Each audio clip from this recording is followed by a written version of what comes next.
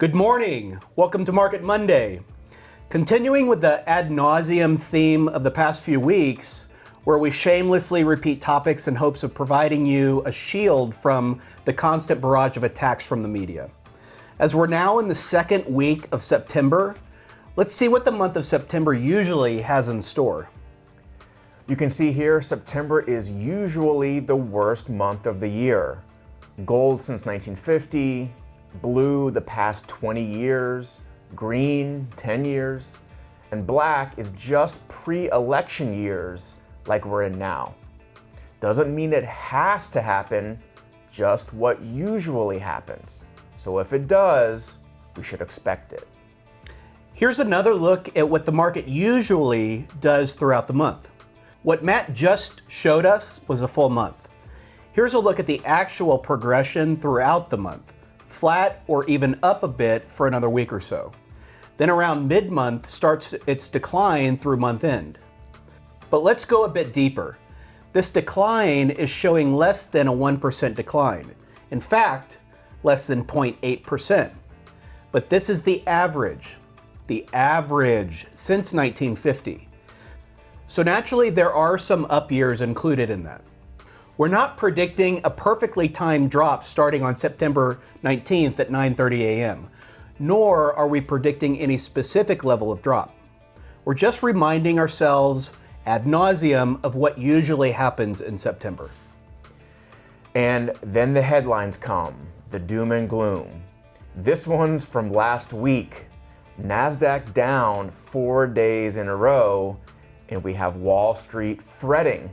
Oh no. And we're not even in the tough part of the month Chad just showed you. Here's another look at the same thing.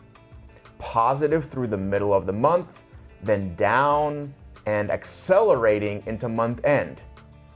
Could it be the September Equinox? Nah, that's just astrology, marking the end of summer and the beginning of fall. Could it be? When is the September Equinox? Right here. This is what's happened on average over the past 72 years. You don't really believe in astrology, do you? When we said ad nauseum, we meant it. Look at this. September is the only month when there are more down months than up months.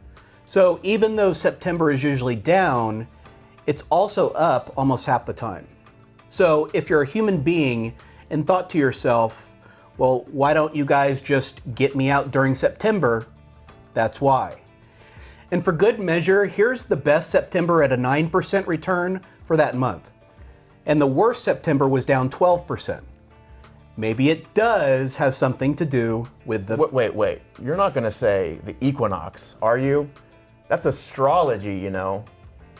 All right, one more. Here's the average performance by day of the year since 1950. That's 72 years. Here's the same flat to moderately positive performance. Then the decline comes, as you know by now. But what does that really mean? When the market declines, what that means is future returns will be higher. Case in point, it looks like September and October both have historically declined toward the end of the month, only to set up a strong November and December. Stock market declines mean higher future returns. What Matt's talking about is tolerating drawdowns or tolerating volatility. As investors, stock market investors in this case, volatility is the toll that we pay for long-term growth. Again, over the past 72 years, each year on average, there are over 7 dips of 3%, more than 3 pullbacks of 5%, 1 10% correction, a 15% correction every 1.5 years, and 20% correction every 2.7 years. Let's see, we had Q4 of 2018, we had COVID 2020, then last year. So yeah, it appears we've been hitting that 20% drawdown about every 2 years, perhaps a bit more often than normal, but also not too far off. Folks, this is a reality of stock market investing. It's the toll that we pay. But still unnerving at times. That's why we're going to include some other asset classes or even different types, sizes, and geographies of stocks to diversify our return streams. That's why we can't sell in September, just because historically it has gone down 54% of the time. That's also why we encourage you to tune out the media, tune out the noise, tune out the economic data drops. Great for media, noisy as an investor. Take the June jobs report. The jobs report is here, the jobs report. I'm on the edge of my seat. Going into the June jobs report, which is released in July, the consensus estimate was for 230,000 jobs to be added in June. The initial report released in July showed 209,000 jobs added. Not too shabby. But did you know all these economic reports, even GDP, gets revised several times over the following months? The first revision, released in August, went down from 209,000 to 185,000.